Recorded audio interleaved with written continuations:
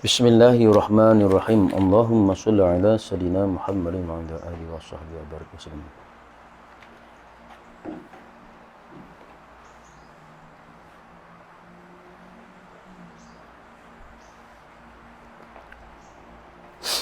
Daripada Abu Maryam Al-Azdi, dia berkata kepada Muawiyah, aku mendengar Rasulullah sallallahu alaihi wasallam bersabda, barang siapa yang diamanahi sebahagian urusan kaum muslimin oleh Allah, kemudian dia menghindarkan diri, tidak mahu berbuat kebaikan untuk mereka dan menutup diri daripada melayani keinginan dan keperluan mereka, maka Allah pun akan menutup diri mereka daripadanya dan tidak melayani keinginan serta keperluannya.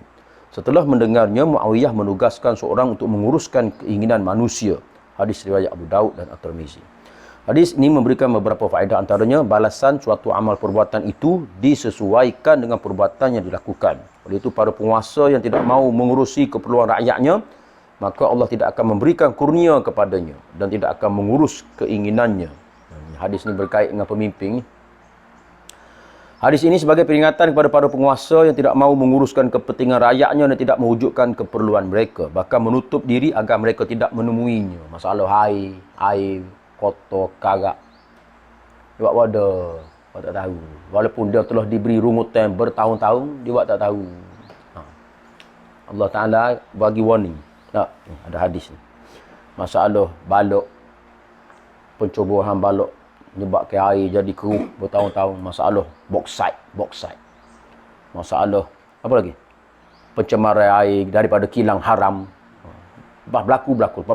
Penguasa tidak mengambil tindakan benar ni atas kemaslahatan rakyat ni, Allah Ta'ala tidak akan mengambil kira pada dia. Sebab pokok ni kena berjaga-jaga. Tak boleh buat sendiri, dia kena lantik orang lain buat. Ni Muawiyah dia lantik orang lain buat.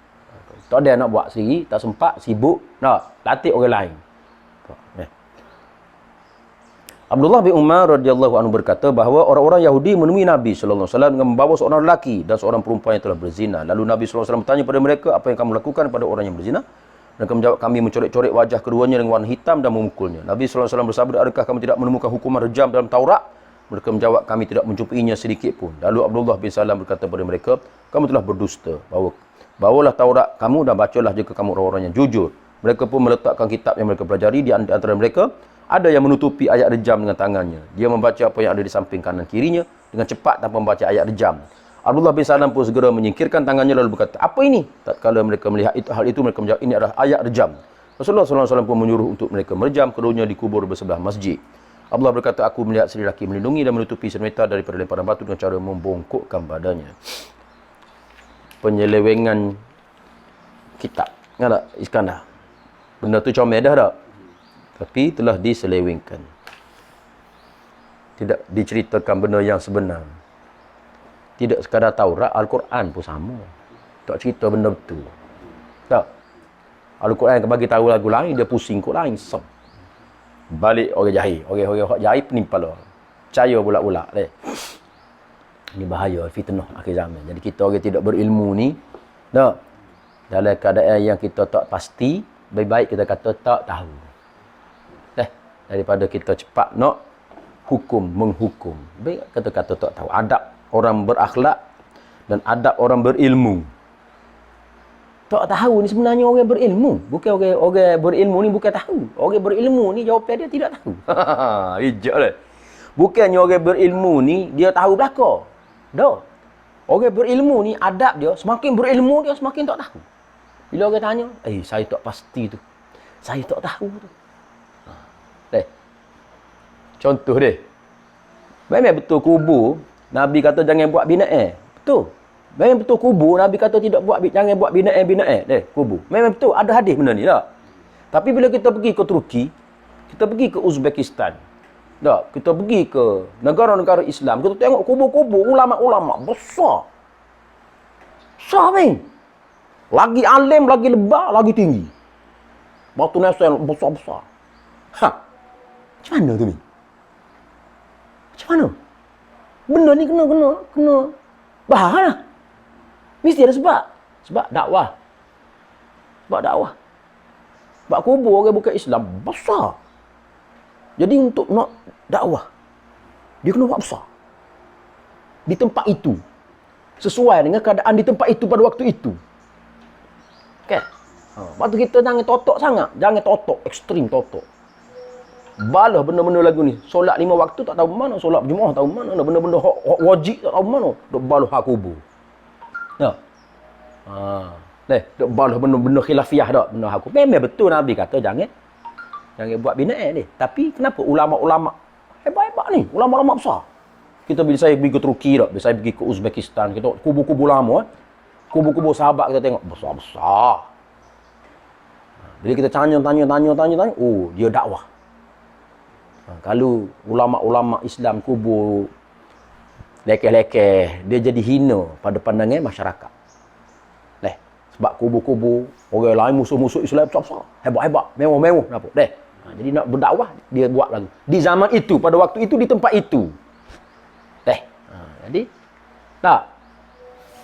Batu Islam ni dia sumber dia Al-Quran, hadis, tak, ijma' ulama dan qiyas. Dia bukan sumber je. Hadis pula ada hadis lain yang membatalkan hadis yang sebelumnya. Ada. Mula-mula keluar hadis riwayat lagu ni. Lepas tu ada pula hadis lain keluar lepas tu membatalkan hadis yang sebelumnya. Bukan betul untuk selama-lamanya. Duk juga. Ikut zaman, ikut tempat. Dia dah ada kena bijuk. Kita kena bijuk. Lepas tu saya ambil pendekatan kalau balah benda-benda khilaf, benda-benda tidak melibatkan hukum halal haram, kita wayak tak tahu lalu. Saya tak tahu, minta maaf. Pak saya sendiri pun tak tahu masuk syurga ke neraka. Saya pun tak tahu amal saya cukup ke tak nak balah bak kubur. Nak balah bak tahlil. Ya, nak balah bak baca Quran di kubur. Nah.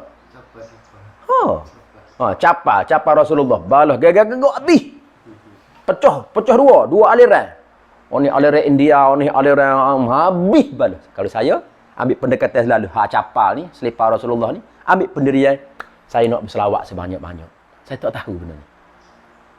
Sebab saya tahu, saya Rasulullah, saya nak berselawat banyak-banyak. Hak mana nak capalah. Hak mana tak silah. Sebab kita tak tahu ibadat kita lagu mana.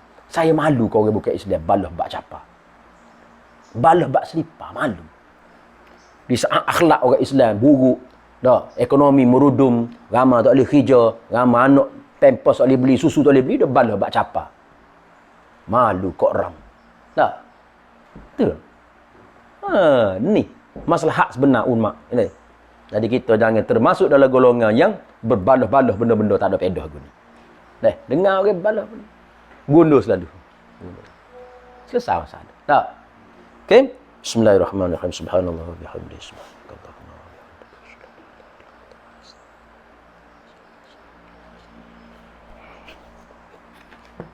Okey? Awak bicara lagu mana?